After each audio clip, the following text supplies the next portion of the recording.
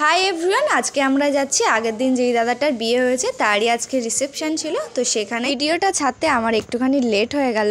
তাড়াতাড়ি করে রেডি হয়ে চলে এসেছিলাম। তো আমাদের বাড়ির পাশেই ছিল অনুষ্ঠানটা।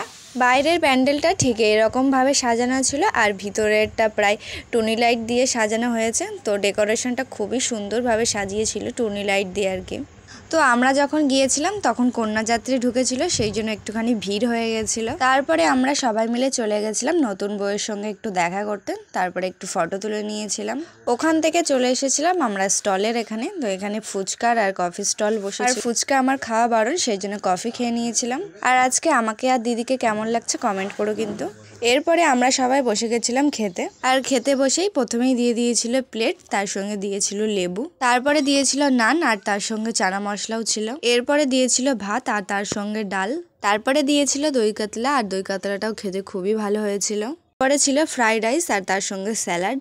তো মাটন কষা আর চিকেন কষা দুটোই ছিল। তো এর মধ্যে আমি মাটন কষা নিয়েছিলাম, আর মাটনটাও খেতে খুবই ভালো হয়েছিল। আমার পাশে দেখতে পাচ্ছ একটা দিদি দাঁড়িয়ে আছে, তো সিট নেওয়ার জন্যই দাঁড়িয়েছিল। এর লাস্টে ছিল চাটনি, পাঁপড় আর মিষ্টি, আর এর সাথে ক্যাম্পা আর হজমোলাও ছিল। তারপরে আমি ক্যাম্পা খেয়ে বাড়ি গিয়ে এই বুট জুতোটা পরে এসেছিলাম, কারণ নাচতে হবে সেই জন্য।